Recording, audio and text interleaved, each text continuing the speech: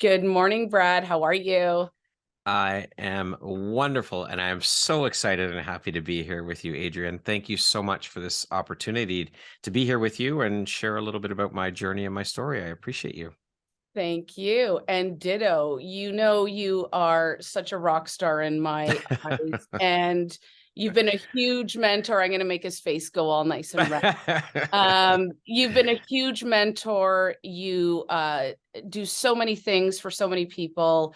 You educate, you lift, you empower, and you share your knowledge. You know, you don't keep things close to your chest, and you are just an amazing human. And I want to celebrate you today. I love your story. How does it feel to be on the opposite side? Well, I made a promise to myself at the beginning of this year that I would start to put myself out there more and get on the other side of the mic. So it's still a little weird, but I'm starting to get used to it because I'm doing more podcast interviews as a guest now. So I'm starting to get used to it. It's still a little Which odd, but is, of course, but you know what? It's so important because, you know, in this day and age, as great as, you know, your business is, people want to connect with you. They want to connect with the person behind the business versus the product. And yeah. you are so incredible, and your story is one to be celebrated and to be told. And I would like to know just a little bit more than I already know, but I want you to share with us sort of how you got to where you are today, which is uplifting so many women, but also so many humans. Because I think regardless of gender, Mhm. watching what you do, you can draw so much inspiration. Well, thank you very much. You're making me go red, and I Looks really good on appreciate you. I really appreciate the kudos and the support from you. You have been a huge support of what I'm doing, and I really appreciate that. And it's been an incredible journey. Last month, April, was my 3-year anniversary, or 3-year podiversary, as they say. Whoop, whoop. And And lots to it's celebrate there. Do brag, do brag. yeah, it's been an incredible journey, and I know that none of this is possible. First of all, I want to say thank you, of course, to you. You were a guest on my podcast, and all of the other women I've interviewed, now over 500 women, and Wow. I know that none of this is possible without all of you. You women who have jumped on board and supported me and agreed to be part of and share your vulnerability and share your stories on the podcast. There is no empowerography without all of you. So I first of all want to say thank you to each and every one of you who have participated. This is the man you are. And, you know, I talk about mentoring, but I'm Mhm, really, you know, I'm part of my book is called Men-Touring, mhm, because you get these incredible, you know, humans that we'll call them male and men mhm, that uplift women. mm. And how beautiful is that? I mean, you know, I know some of your story, so I'm going to lead into something. My Yeah. father, I mean, I was the second daughter. I think I was Mhm. supposed to be a son. I did all the things Yes, you've boys mentioned that I before. did all the things boys were supposed to do. Mhm. And, you know, same with you. And it was so important to have a dad or to have a male in my life growing up that believed in me. And now Yeah. you're doing that, I think, for your family and for thousands of others. So why don't you explain sort of how you got here, and also your amazing family before your family today, like your original Yeah. family? Yeah, sure. Well, my journey really started with photography. Photography led me into it's funny how our paths, I never in a million years thought that I would be here doing what I'm doing now today, hosting a podcast, um, providing a platform for women to share their stories. So it's really has been an incredible journey. But my journey started with photography. I learned how to shoot in high school. I was taught to learned on black and white film, developing images in the darkroom and all of that magical stuff. Kids are not Photo- going to know what you're talking about. no, no, very true. Just kidding. Very true. Yeah, Um, so old school, and that yeah, was your passion. But can I just take one step sure. back so Yeah. people can encompass who you are? Yeah. So I believe, like your family, you are the Mhm. only, were you the only son? No, I have a brother. You have a brother? Yeah, I have a brother. So, um, my brother and I were basically raised by my mom and my grandmother.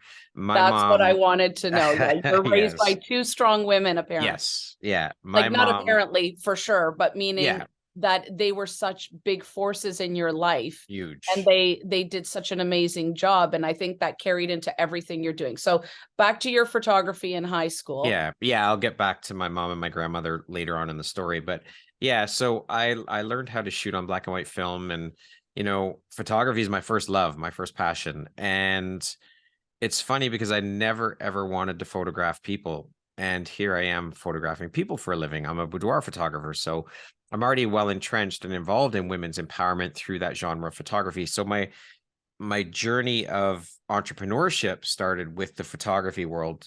It'll be 6 years this July, actually, that Wow. I've been an entrepreneur. And, you know, I worked in corporate for 12 and a half years as an audiovisual technician at an accounting firm. And that's where I got the bug for photographing people, because well, to put it politely, I was tasked with the responsibility of doing the corporate headshots at the accounting firm. Oh, And fun. yeah. Actually, you know what? I really did. I fell in love with photographing people because of the connection you get with each person as they sat for their portrait. And that's where my love affair began with photographing people, is back 12, well, I guess it would be about 15 years ago now. You're the type of person that will pull somebody's person. And when I say, ooh, fun, typically the corporate headshot used to be, or, Yeah. one of Yeah. these where I can see you saying, telling them jokes or getting their personality out.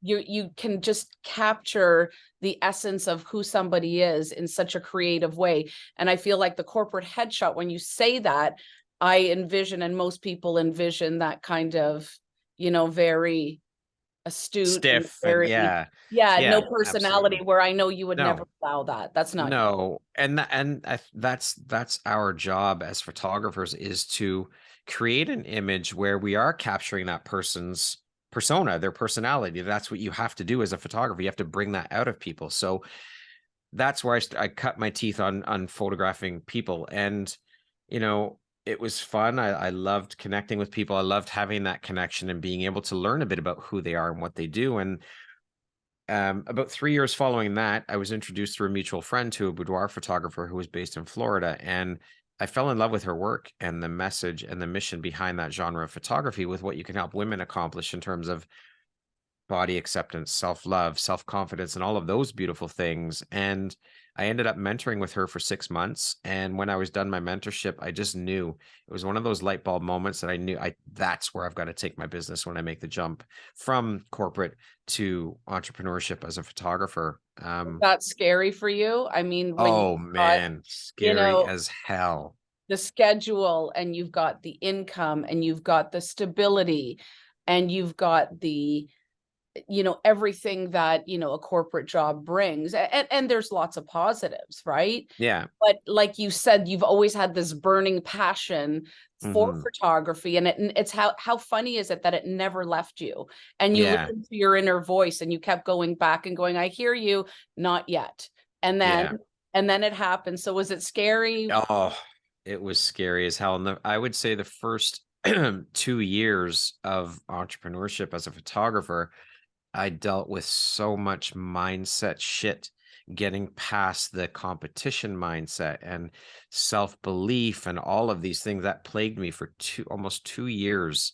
It took a while to get past it, but Can't say you're past it yet. I think every no, entrepreneur continues as they evolve, and I know your growth and how much you're evolving. I think it's good to have a certain amount of it, because it kind of lights yeah, you up, and it, gets creative, and it could be good. But you're saying within 2 years you kind of tamed that monster and said, that's right. I turned the volume down on that. yeah, I Yes, hear absolutely. you, but you're not you're not the Yeah. boss here. I am, right? Yeah, we never get past that. You're right, because we are continually growing and evolving as human beings. So those things, just because we've gotten over it or gotten over that hurdle, does not mean that they don't come back. Of course, they're going to come New back. obstacles are thrown in your Yeah, path every day, all day long, especially as an entrepreneur, even prior to anything that was happening outside in the world. Like yeah, you said, you've got so many other variables, right? yeah, So absolutely. So Um, interesting. yeah, it took a while to get past it, but you have to push through, and that's one of the things of entrepreneurship. That's one of the struggles that we face as entrepreneurs, is though that, and we are our own worst enemies. We are our biggest hurdles for sure. That's the biggest problem we face as entrepreneurs, is ourselves. But once I was able to look back and realize, okay, wait a minute here, stop the comparison. Comparison is the thief of joy, right? So once I got over that hurdle, I started looking at it as, my only competition should be me. As long as I can look You back be on, you. Always you yeah, be you, right? yeah. Love that. As long as I can look back and say that I'm improving and I'm growing, that's the only competition I need to worry about, because no one else and this applies for everybody, for whatever your business is, but no one else is you. No one else has my eye. No one else sees things the way I do through the lens of a camera. So if you gave 3 or 4 photographers one thing to shoot, I guarantee you're going to get different images from each person. So Sure no will. one else is me. No one else deals with my clients the way I do. No one sees things the way I do. So that's what you got to keep reminding yourself, is that no one else is you, and just keep showing up as you, and you'll be okay. I Don't love give up. that. That is a huge, I mean, I think it takes people decades to learn what you've learned in such a short amount of time. And the fact that you share that, because don't you find some entrepreneurs and some people in business keep things very close to their chest? And Yes. whereas, you've built your whole business on uplifting Yeah, I think, and hence the name, empowering others, right? yeah.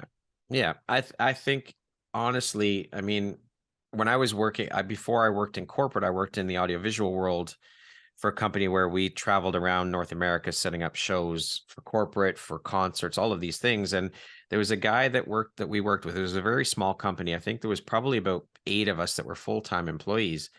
And I worked there freelance for 6 years before I became a full-time employee. But there was a gentleman who worked there, and he was one of those people that kept everything very close to the vest. He didn't share his knowledge, and he was the only person in the company that could do the job that he did. So, What do you think that that says, though? What do you think that says about a person? insecurity about losing his job, for sure, 100%. And on one And hand, it's I a can valid understand it. concern. It, like Yeah. you said, valid concern, Yeah. but you go back to thinking there's no I in team.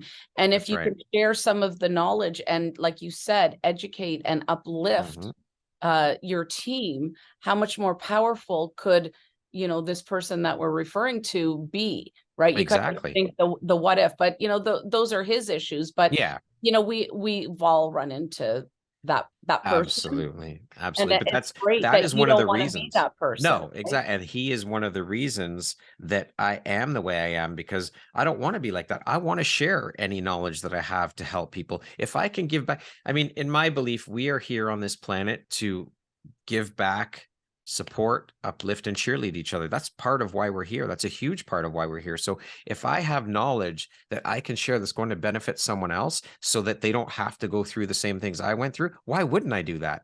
That's what we do.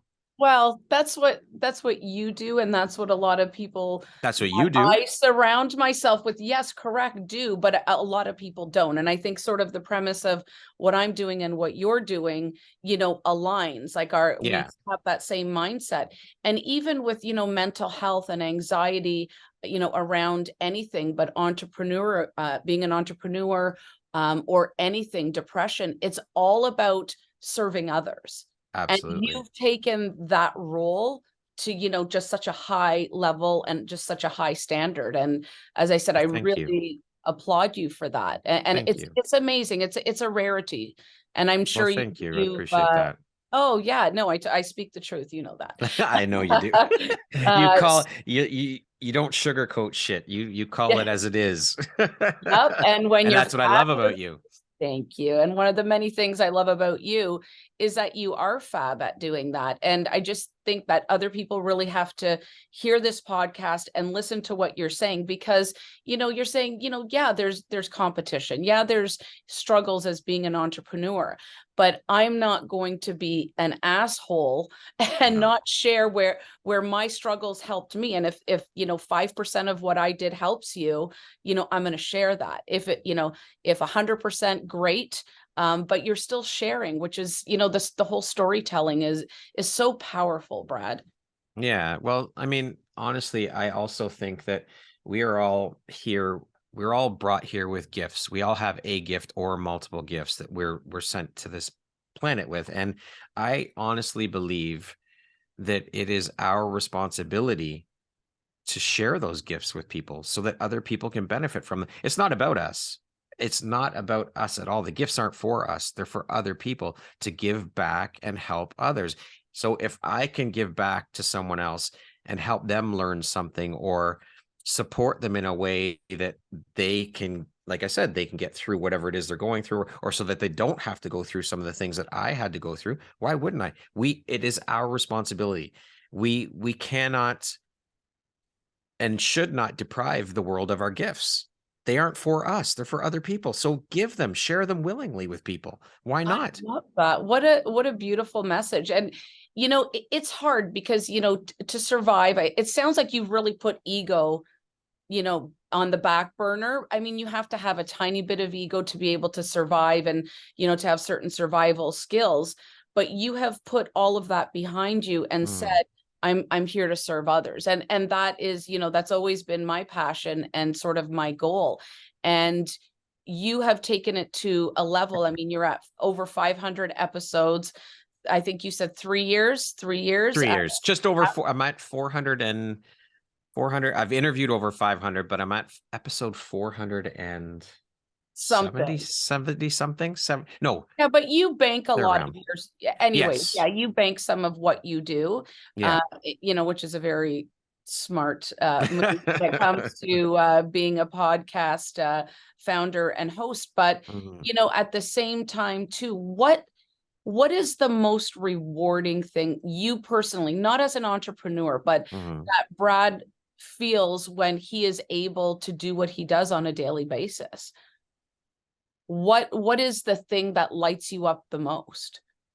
Hearing the stories and pulling the inspiration from every single woman I interview inspires me, because you all have been through your shit. Everybody, we all have as humans. We've all been through our shit, but because my podcast focuses solely on highlighting women, all of you have been through so much shit and come through the other side. And again, this goes back to, just because we've come through the other side and all the adversity doesn't mean we're done, but the strength and the courage and the resilience that you have, your are all different and unique to you.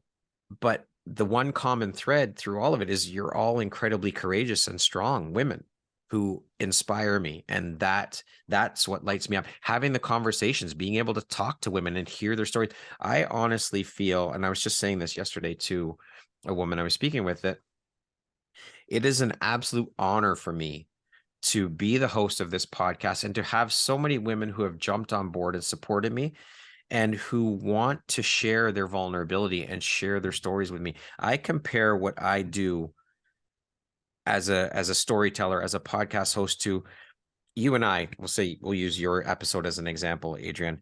You're the driver of the car. I'm the passenger. You're taking me along the ride and the journey of your life. You have invited me into that small space, your car, with you to share in that journey.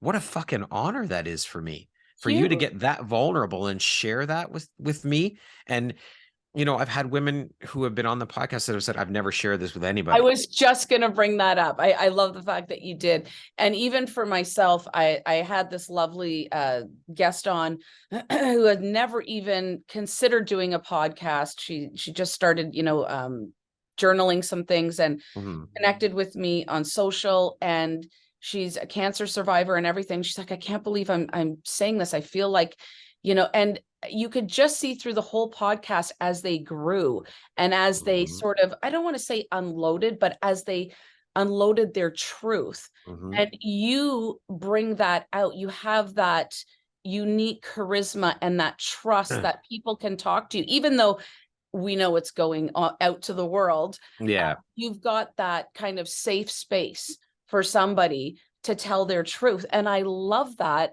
about you. You were one of my favorite, interviews because, but it's true, because some people are like, so as a private investigator, what's the, worst thing you've ever found, this lying, cheating. So, and I'm like, oh, I'll talk to you about that, but Yeah. there's confidential. But where you're like, talk to me about whatever. You've just got a way to finesse it that people, Thank you. can trust you and feel safe with you, which I think is absolutely phenomenal. Well, And so do you, Adrianne. I mean, same Aw, thing. I thank reflect you. that right back to you. Aw, thank you. But this is about you. You're not doing that. Nice try, though. Nice try. I want to get back to mom and grandma, because Yes. they should be extremely proud of little Bradley, because they're like, nobody calls me Bradley. Please stop. No, my grandmother was actually the only one who faithfully called me that. My mom would call me that when she was mad at me. Pissed off, of course. Yeah, So but is my grandma grandmother, no that's all she ever longer called me. No, she's grandma? no No, longer with us. I'm No. sorry. And when did Thank you. can you just share when she passed? Yeah, she passed in 2020 from COVID, actually. But I know she's here with me, and it took me a while to get to that realization and that point too. But I know she is here guiding me and supporting me on my mission, because I know that she knows that she is a huge part of the inspiration behind it. I mean, her and my mom, they are the foundation for all of this. I mean, I wouldn't be the man I am today without those two women. I owe those women an unpayable debt for all that they sacrificed for me and did for me and showed me and taught me and gave me. I wouldn't be here. I wouldn't be who I I am love today. that. You're gonna actually bring tears to my eyes, because my four boys, for the first little bit of their life, the first three anyways, just had myself and grandma. And I was always like, oh, I think they need a male role model and whatever. And I went to my pediatrician in tears, and I'm like, what kind of men are these going to be? And he was like, they're going to be loving, amazing, empathetic, good listening men. So hopefully you can talk to my three boys after. I'm just kidding, but it just really, brought it home for me what you said, because you really think about the male versus female, but you must have had such a nurturing and loving upbringing. So tell me a little bit about it. Yeah, I mean, it was always my mom and my grandmother that were there. I mean, I spent probably the first, I don't know if I've ever told you this even, I spent the first 5 years of my life in the hospital, pretty much. I was very, very sick as a kid. And I had a lot of problems with my nose. I lost a lot. I had so many blood transfusions as a kid. My nose would just start bleeding. The veins and the vessels were very weak in my nose. So my mom would say I'd be sitting there and my nose would just start bleeding for no reason. And so I lost so much blood so many times. My nose has been cauterized. I don't even know how many times. I remember my mom telling me stories where they would have to rush me to the hospital, and they'd strap me to a table, strap on my head, strap my arms, strap my legs down, and put a hot iron up my nose and cauterize the veins. Oh my gosh. My mom and my grandmother. Childhood trauma. I'm having trauma for you. I know. Long gone are the humane day, or then the inhumane days. Where kind of like, bedside manners, and we're gonna freeze and do strap them down and let's do, let's get it done. Febrile seizures and them dunking me in ice water. And this was from when I was born till I was about 3. I still remember that trauma of going through that, right? It's like there's got to be a better way. Anyways, we've come a long way. Not about me. We have. And so that was sort of the first 5 years of your life, but mom and grandma were always there. Always there. It was them. They would, my mom wasn't working then, of course, because she was home with us, but my grandmother would work and come down to the hospital. I was at Sick Kids for that pretty much the first 5 years of my life. So my mom would be there, and then my grandmother would come after work and relieve her. She'd stay with me. So they swapped off all the time. So they were everything. I mean, they were always there for me. They raised us, both my brother and I, to know that as boys, it's okay to have feelings, to have emotions, to share your feelings, to talk about things. And always, even through my teenage years, my mom was like, you need to talk to us about anything. You can come to us.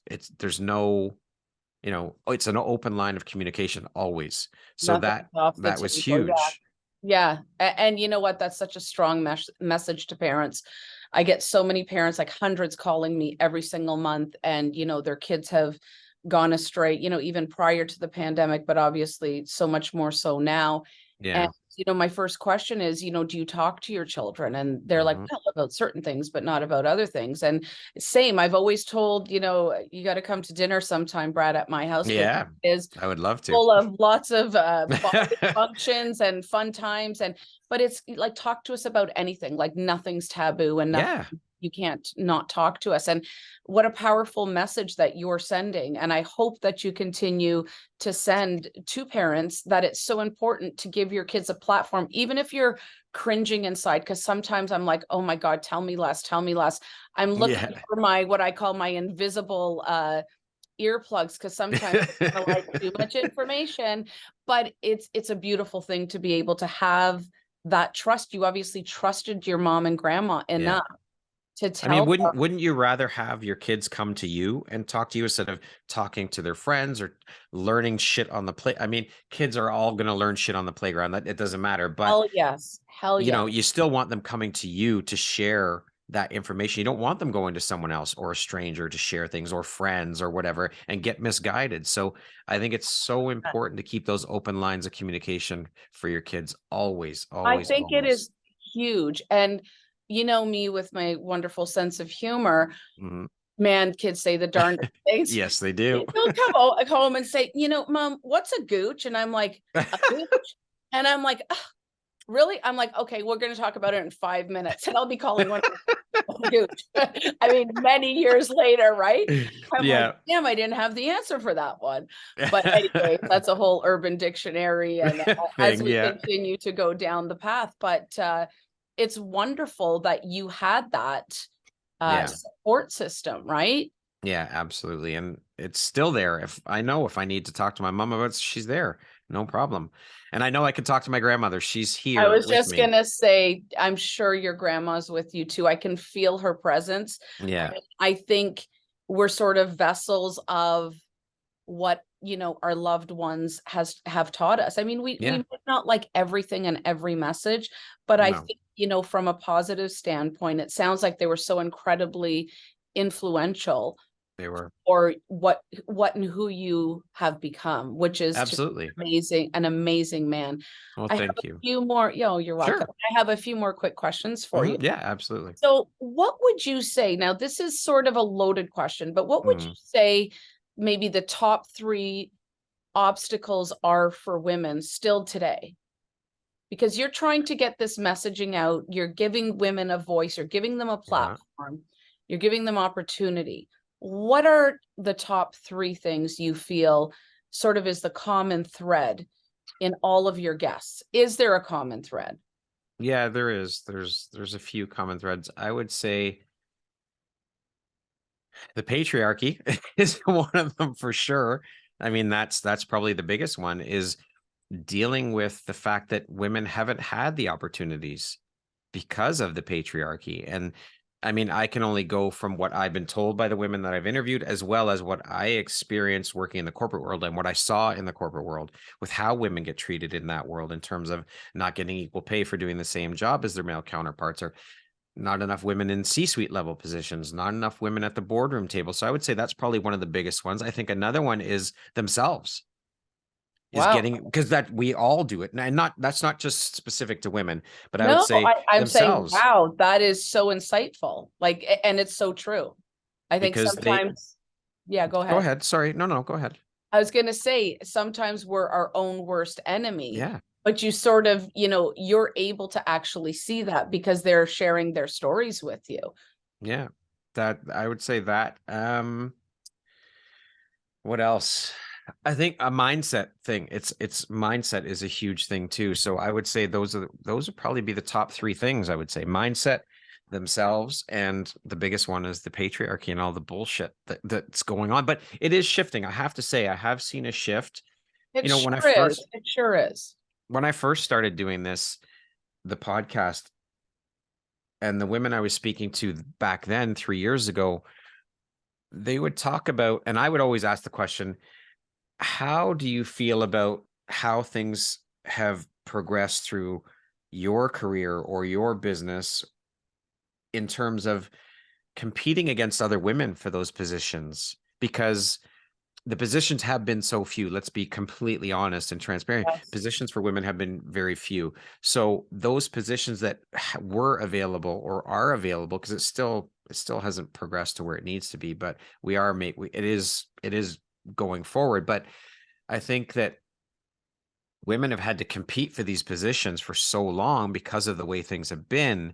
So we would talk about that. And some women still even have said that they still feel like the competition is there among women because they have no choice, because the positions are so few. They have to compete against other women. And, when we look at it, women should not be competing against each other. It's ridiculous. Women should be supporting and lifting each other up because they're Well, not getting it from men for the most part. I won't say all. We can't no, paint not all. everyone with the same brush, right? But I think that I think that's starting to shift too, where women aren't having to compete as much Oh, because absolutely. But things are opening up. we're not there. We're not even No, close to where we need to be. no. So, I'm going to bring it back to you, Brad. What keeps Mm, you up at night? what keeps me up at night? You're Um, like, well, oh man.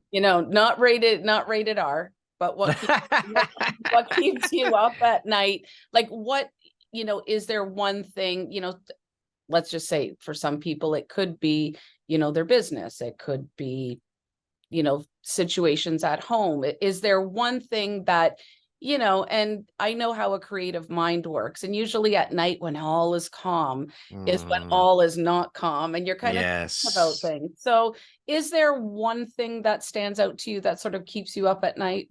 Yeah, getting all that shit out of my head, all the ideas out of my head onto paper. Like this morning, I woke up at 4 a.m. with ideas for um, speaking at a podcast conference. There's a podcast conference coming up in January that I want to apply to speak at. It's an in-person one in Florida. And Wonderful. I woke up and had these ideas. Okay, this is what I'm going to talk about. This is what my talk's going to be. I put the So talking points it's down in my sort of phone. about your creative and Yeah. how you can do better, Yeah, or how I can move what. things forward with the platform, all of these things. That's what plagues me or plagues my mind is or keeps me up at night is What these about things. personally? Personally, I worry about my mom because my father passed away in October of 2021. I know. So I worry Lots of about her. loss you've had, my friend, and my heart goes out to you. Thank you. So yeah, this is such a common sort of thing that I'm talking with everybody in and around our demographic is aging parents. Yeah. And it's, you take on this new worry, right? Mhm. Yeah. And Well, they did it for when we were kids. They were always worried about us. I guess now it's time to reverse things and it's our turn to experience what they experienced as sure parents is. growing up with us, right? Sure is. Does your mom live alone? Is she in Yeah, assisted she lives living? alone.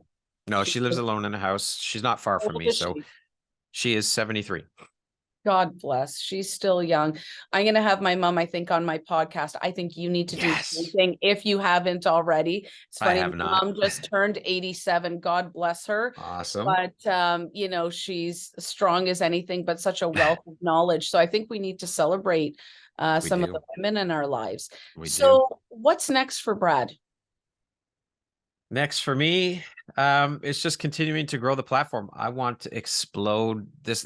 For me, this podcast isn't just a podcast. This is a movement that I want global exposure for. So I want millions of women involved. So it's just a matter of continuing to grow the community, share the incredible stories of all the incredible women that I'm meeting, and just continue to put amazing content out there and share these women's messages, share their stories with the hopes of helping, reaching, and inspiring as many women as we possibly can as a community. Because, like I said, this isn't about me. This isn't about it's so much bigger than me. It's about getting the stories out there and sharing their stories so that they can help reach and inspire through their stories. Oh, absolutely. And I know from the day I met you, this is your baby. And I guess, I mean, I know you're a huge animal lover. What about personally, as an entrepreneur, just kind of in closing, what do you do for Brad? Do you do anything outside of, okay, so is there a personal goal you might want to share? Are you running any Ironmans or, No. doing anything crazy like that? I don't know, getting a tattoo? No. A good artist if you want one. What I do for Brad is I go on regular walks, meditate, and journal. Those are my things for Brad. That's what I do for Brad. And that helps, I'm sure, tremendously. Absolutely. And is there any other secret that you want to share with us? One thing that maybe nobody else knows about. I did not know the hospital. That was the biggest one, I think. Visit, but is there anything else about Brad that you want to share with us that nobody else knows? I can't share that one. Oh, definitely don't want to share that. I know you're going through your mind going, nothing really comes to mind. I just want to keep putting the goodness out into the world, and I want to continue to have impact and to reach and inspire as many people as I possibly can. And give back and continue giving back, because like I said, I think that's our responsibility to give back as human beings. And I know you've got some things that you maybe don't want to discuss right now, but I know that you're taking that also to a new level of giving back, and through your platform and through all the amazing things you're doing. I so thank you from the bottom of my heart for coming on my podcast and speaking your truth and letting us in just a little bit into Brad. I'm gonna have some more new questions for you next. Awesome. But you are awesome. And like I said, just such a wonderful human being. Please keep up the amazing work, and we are forever fans.